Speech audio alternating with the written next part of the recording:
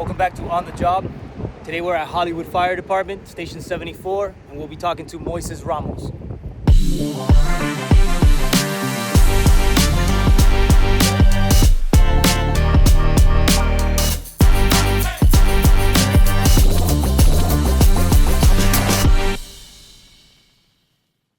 Welcome back to On the Job, Alumni in Action. This is the Miami-Dade College Fire Academy podcast. And today we are at Hollywood Fire Station 74, and we're joined by Moises Ramos. He is one of the fire prevention officers in the Prevention Bureau. He's the former operation firefighter, was a member of the HazMat team, and currently serves behind the scenes before fires occur. So his career path isn't traditional, and that's why we brought him on to the show. That's exactly why it matters. Moises, welcome to On the Job. All right. You ready for this? I'm ready. All right. Let's see, man. Like I said, kitchen table talk, clean. We're just having a good conversation highlighting you and your department. Let's get to it. Every episode starts with, how do fire careers really start? Before the badge. Tell us a little bit about who Moises is before you even thought about firefighting, where you grew up, and a little bit of you. So I had humble beginnings. I grew up in a low-income neighborhood. My dad was a farmer. He migrated from Cuba when he was about 15 years old, and my mom, also kind of grew up. Her dad was a farmer too. So just a very, very simple upbringing. Childhood. But I lived in a very caring environment. My mom taught me from a very young age the importance of serving others, and it created the foundation for I believe for this career. A lot of our foundation is formed when we're children. Mm-hmm. I agree. So you came from a great background. So talk to me a little bit about being raised in Miami Gardens, something that happened in your elementary years. You saw a big green bright truck. Unfortunately, I mess around with all the Miami-Dade guys that real trucks are red, but we love our Miami-Dade fire rescue brothers and sisters. They do a phenomenal job. So you saw this Miami-Dade green fire truck. What did that spark in you? My God, I'll never forget that day because, it's so vivid that I remember exactly where they were parked. It was on the parent drop-off area of the elementary school. And it was the first time I had seen them up close, and seeing the big green truck and seeing all the pumps and the way that they were, that they operate. And the guys were big, I was like, I looked up to them like, man, I want to be like that when I grow up, And of course, they talked to us and they told us a little bit about what they did. And it was very intriguing, I was like, wow, I want to be like that. You get to help other people put fires out. And they did a little presentation, with the cone. And when I saw how, much pressure was behind the hose and the water, as a kid, you see that. Yeah. It's fascinating. And it just stuck with me, and every time I saw an engine or a rescue go by, with the lights and sirens, it just took me back to that. Okay. So when would you say that it went from curiosity as a child to this is what I'm going to do? Like that set in stone decision that you made, I'm going to be a fireman? So, I got a little distracted once I got to high school, kind of lost touch with my true self. When you're growing up, you go through a lot of changes. You're trying to figure out who you are, what you want to do. And in 2004, I did a first responder class. And I got a taste of it, but I guess I wasn't ready yet. And I was working, had a job, was making decent money. And then eventually in 2008, I was working for myself, and I said, this is the time to do it, because I had the ability to work when I wanted to, and when I didn't want to, I didn't work. So that's when I decided to do the EMT program at Miami-Dade. And shortly after that, I did the Fire Academy. Okay, so that curiosity eventually turned into a commitment during that class, and that led you to the academy. Perfect segue to talk about you being at Miami-Dade College Fire Academy. We're here highlighting you. You were class 0866, so quite a few years back. You're also the class leader. What stands out to you the most when you think of the academy back in those days? It was tough. It was It was tougher than I had anticipated. There was a ex-Marine Corps drill instructor who was there our first week, and they called it Hell Week, and they were eliminating people who they knew weren't going to make it through the academy. And out of nowhere, he calls me out, "Hey, front center," and I'm like, "What's going on?" And they said, "You're going to be a class leader." And I was already overwhelmed with the way that the academy was ran, and then to be given that responsibility, it really stretched me. It felt like I was in boot camp, and there was so much that I learned that it literally was a foundation for my career in the fire service and in life too. Okay. They were very strict. They're very tough, but I'm grateful that they were. Funny you say that. How did MDC shape your discipline and expectations of the job? So being in the academy and then landing on the job, do you think they did a good job? I think Miami-Dade did a great job, a phenomenal job. I think back and I realized that those instructors, they really poured their hearts out, and they taught us everything they knew. They shared their experiences, and they prepared us for situations that you don't expect. You know, one of the biggest things that I remember, my takeaway was be quick to adapt and overcome. You know, a lot of people get stuck and they see something they've never seen before, and they drilled us. And there was times where we didn't do that, and we froze, and then we got disciplined for it. And again, I'm grateful for that, because it taught me you just keep going. You just keep going. They taught us how to work well under pressure. Good. You know, in a fire scene, no fire is ever the same. No emergency is ever the same. Exactly. They're always going to be a little bit different, and we got to learn how to think outside the box. And MDC did that for us. I live that model. That's one I tell my children. You know, adapt, improvise, and overcome. So it's funny you mentioned that, because it hits me. It hits me personally, and I continuously say that at home. Funny you say. So you also completed EMT and medics at MDC? I did. Awesome. When I finished the Fire Academy in December of 2008, I went into paramedic school. I was already applying at the time. There was departments out west that were hiring firefighters. West Florida? West Florida. Okay. Yeah, West Florida. I tested Lee County and did their CPAT, and you know, I said, well, at least now I can start applying, even though, you know, I still had to go to paramedic school, but I just knew I was going. EMT and fire's done. EMT's fire done, paramedic school, and I knew that was going to be my guarantee to get hired. All that preparation eventually put you on the street where the real learning actually starts and occurs, right? You ended up here at Hollywood Fire Department in what year? 2011. 2011. So what was that transition like from Fire Academy to getting on the job? To be honest, it was like I picked off where I left off. Okay. I didn't forget anything. The way that we were trained, you know, everything was so engraved. I think working under pressure, or learning how to work under pressure, creates it's like a muscle that helps you just do when you just do it. You don't overthink Absolutely. it. And I think that they developed that in us while we were there. Good. So when you joined the Hollywood Fire Department, you chose a specialty, HazMat. How long were you in HazMat, and why did you lean towards that unique field in the fire department? So after 2.5 years, you know, I wanted to learn a new skill, you know, and I would talk to some of the HazMat guys, and, you know, I was very intrigued, you know, because it was a specialty that, you know, it involved a lot more schooling, and you had to, you know, go through some training, and I, you know, I love to challenge myself. I believe that if you're not growing, you're just going backwards. Absolutely. And so I went for it, and I was at the HazMat station for about 6 months, and, you know, had some really good, interesting calls, you know. Yeah. There's calls you'll go on that other people on the line will never see. You know. I've participated in HazMat myself in my younger years, the beginning of my fire department career in the military. So it was a little different back then. How can you tell me that? How did special operations, being in that HazMat role, specialty, how did that change your look at risk and preparedness on the field? Because, you know, most people come in as a firefighter, but you're coming in a specialty. How did that change you?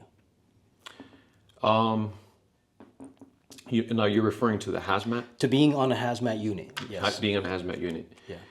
Being on a HazMat unit involved a lot more situational awareness because now you're thinking gas, you're thinking, any foreign type of chemical or powder that, shows up, and we've seen it, where we don't know what it is, and we test it with, our tools. Absolutely. So it just kind of gave me it started to begin helping me look at things from a bigger perspective rather than, just going in. Exactly. Because you don't know what hazards are around there. There could be a big propane tank in the back. There could be. The hazards are invisible. Yes. That's what I remembered from my days in hazmat, is that you can't rush into these incidents. You have to step back, use your tools, your manuals, ERGs, monitors, air quality, and all that, right? So it's a different mindset. And for me, it's hard. I don't know about you, but I'm the let's go. So it was a lot of learning curve. So I'm assuming that helped you out. What lessons in operations think that guided you? Because you're not in operations anymore. You're in the background, and we'll talk about that in a bit. What lessons from your time in operations still guide how you work and think today behind the desk in prevention? Going back to the big picture perspective, not allowing myself to get tunnel vision. When I do inspections, I'm looking at when I approach the premise, I'm looking at this like, okay, how would this go? There was a fire, let's say in the back, like it could be there's propane tanks in the back, or how would we approach this? How would I prepare? How could I, on the report, how can I, document this where it's obvious to the engine crew going in where the location of the hazards are. It's like I stop and I'm just seeing everything. And sometimes I have to use a little bit of imagination, but my experience has taught me to do that so that I can anticipate on how this might go. There was a fire on the roof, if it's something with cooking, so those are kind of the things I bring into it. It's invaluable. What I see basically is having that operational experience and being behind the jump line, making entry in a fast attack. Those are the experiences you're probably leaning on when you pull up to a building and you're like, I'm going to do an inspection. And now you're doing a scenario basically in your mind. Hey, first arrival unit, you do your command saying, you're going to go into a fast attack mode. So you think like you're still in operations, and it helps you out in your job. And there's mistakes I made in ops. Okay. That now, when I go do the inspections, I'm making sure, like for example, that the meters are labeled. Okay. If there's 2 units, 3 units. Okay, good thing. I had if you care to know, I had a situation where I pulled 1 meter. I mean, this was back in the day they used to allow us to pull, and I thought that it was for that whole area, and it was 2 meters, but they weren't labeled. Okay. So that's something I think about now when big I do hazard my because reports. it's still charged. Yeah, exactly. When we pull utilities, you pull the wrong one, you go spray water, and now we gotta. It can get scary there. So let's talk about in 2014. Let's move a little bit further, man. You made a move that most firefighters never ever even consider. You left the fire service and moved to Los Angeles, Hollywood, Florida to Hollywood, California. What drove that decision? You're right in saying that was a tough decision. I remember at the time a lot of guys were telling me I was crazy, and I backed them up. But I just knew that it was time for me to go away for some time. I got an interest in working with movie sets. And I was working with stuntmen, and I was their set medic, and essentially I became a safety advisor. Because there's a lot of things that could go wrong. A lot of these sets, the producers, directors, they don't understand the dangers that go behind some of these stunts and some of the things they want to shoot in the film. Sometimes they're just going and thinking it's going to work, and I can see how this could go wrong, and that's where I would have to step in. So, I got exposed to that. And it just kind of struck that curiosity, and I said, you know what, I'm gonna do this, because at the end of the day, I'm still using my skills, and it's in a new, a new kind of career path. you know, Different that I mentioned. realm, Different realm. So that career path was still tied into the safety aspect and challenged you mentally and physically, being both a medic, watching out for people's safety, and then actually doing those stunts. Did stepping away change how you viewed the fire service, not being on the job, but being, I guess, a similar field, right? You're still a medic and you're doing movie stuff. How did that basically change your view of the fire service while you're in Hollywood, California? I don't think it changed my view of the fire service. What I started to feel was like I wasn't serving people like I used to before. You know, it was more, you know, now as a movie medic, you know, being on set, it was more prevention. Okay. You know, which was still great. You know, I loved it, and you know, making sure that kept the scene that they were shooting, everybody was safe and everything was safe. But I missed the aspect of going on calls. You know, I missed the aspect of seeing the immediate result of stepping in. You know, and the, you know, recognition for work. You know, I did get in 2012. I got a unit citation award for a 4-year-old near drowning. Okay. And he made a full recovery. You know, things like that, they stuck with me, you know, and I missed it. There's a part of me that I kind of lost for a while. You know, that was the thing. And I kept, believe it or not, I kept dreaming about it. And I said, wow, really? I never thought I was going to end up coming back. You know, I said, well, this is where I'm going to stay. And, you know, I was even, at one point I considered applying to Santa Monica Fire Department. Okay. But no, I stayed in the movie industry for some time. That's awesome to hear. Yeah. So a little bit further down the road, unfortunately, the world changed, right? And so did your priorities with life. So when COVID hit, you returned to South Florida with a pregnant wife and a lot of uncertainty. What was that period like? You know, That was a very low point in my life, because I had to restructure myself, and COVID was going on, and there was so much uncertainty. But that's when I realized it was a time to look within. It was a time to go introspective. And eventually I realized, I'm like, why am I overthinking this? I know what I want to do. You know, I know I want to go back to the fire service. And so I recertified, because my fire had lapsed. I kept my paramedic, and in 2024, I was hired as a fire prevention officer for the city of Hollywood. okay. Seems like you're enjoying your job. And to be honest with you, everybody I see that I've talked about you, they have nothing but good things to say. So now let's talk a little bit about the role that you're in. Walk us through a brief day-to-day of your roles, duties, you know, inspections, violations. We spoke about certificates of occupancy.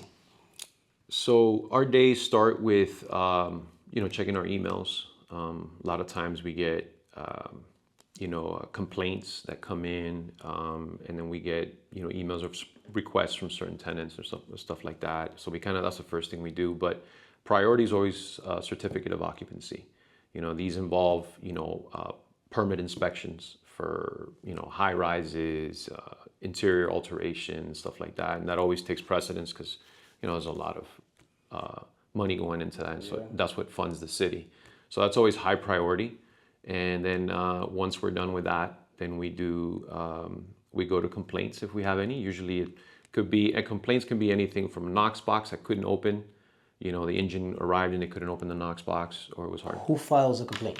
So the officers. The firefighters. So how we work together, ops and prevention, is if ops goes on a call and they can't gain access, or there was restricted access, or there was a blocked exit, or a false alarm, these are the things we go and investigate.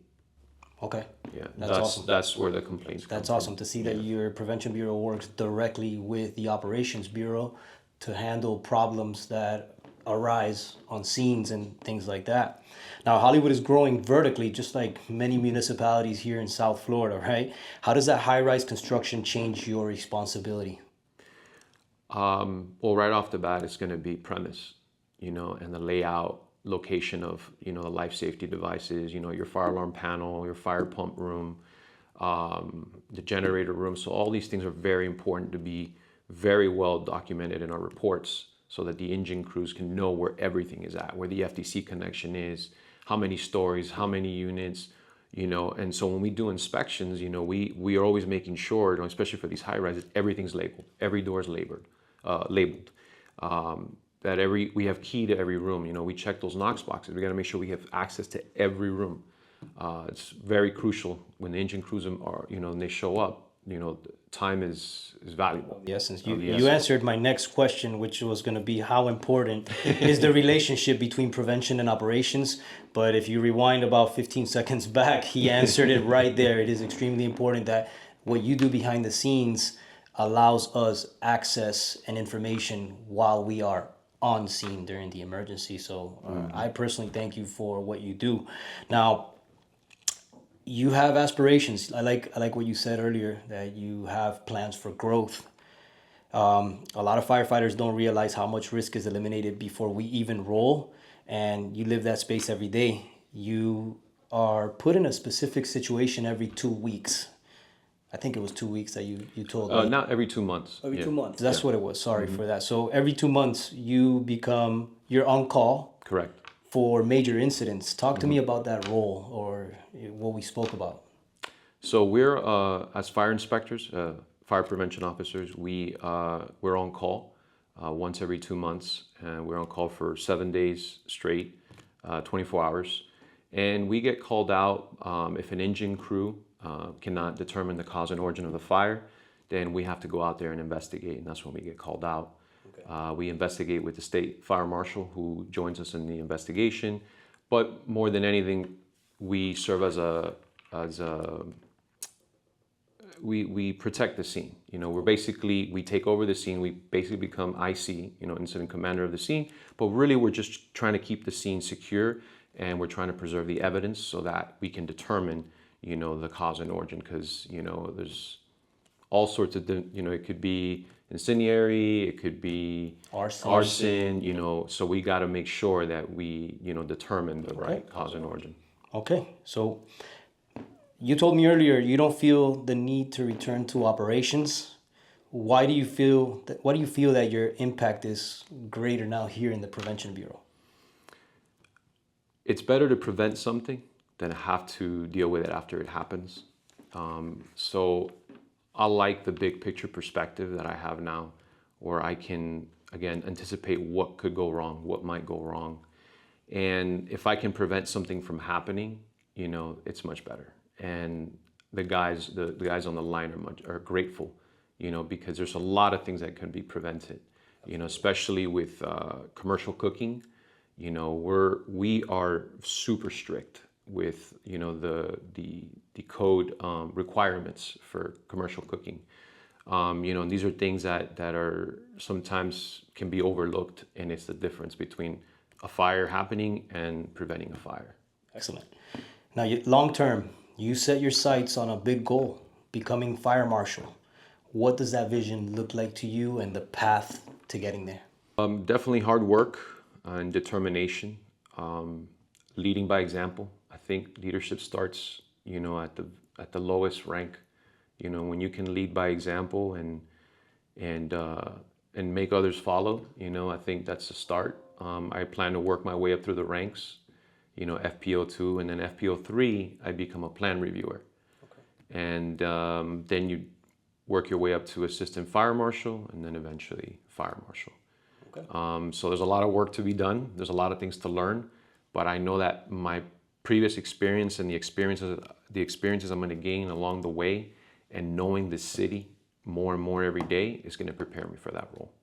I think you have a bright future ahead of you with your sights set on a true goal, understanding the path of how to get there, and knowing, first of all, that nothing worth having comes easy. You're going to have to work for it and earn it. I think you're going to be there. We're going to look back again, like I say in some of my shows, 20 years from now, Moises Ramos, fire marshal for Hollywood Fire Rescue. Now, on a personal note, we're going to close this out in a bit. You're deeply committed to fitness and martial arts. How does that discipline translate to your job? Consistency. I believe to be great at anything, to master anything, is consistency. Discipline, consistency, repetition, and something that most people are afraid of, giving themselves permission to fail. I love that. The fear of failure holds us back from progression. I love that. That's true. 100%. So with that being said, what would you say to an MDC student sitting in a classroom, somebody that doesn't see themselves in a traditional fire role? What would you tell that student or that person even before they become a student? We create our own limitations. There isn't one path to take. You just have to trust the process. That's true. Yeah. One day at a time. One day at a time. Yes, sir. Now, last one. What mindset has helped you navigate change, uncertainty, and growth? And that's where I apply the giving myself permission to fail, because in the journey of growth, you know, there's always going to be setbacks. There's always going to be mistakes. But the key is to learn from them and to continue moving forward, trusting the process, and also staying committed to your purpose. I believe we all have a God-given purpose, and that should be the driving force. Excellent. Yeah, knowing your why, right? Knowing your why. Started it. Yeah. Excellent. Moises, thank you for your honesty, your service, and the work you do every day to make our communities safer before the emergencies ever happen. Your career proves that the impact in the fire service isn't just measured by fires fought, it's measured by problems prevented. So to everyone watching here, more than one way to serve, but every role matters in this fire service. I'm Carlos Martinez. This is On the Job. Stay safe. Moises, thank you for being here. Thank you, Carlos. It's a wrap. Thank you.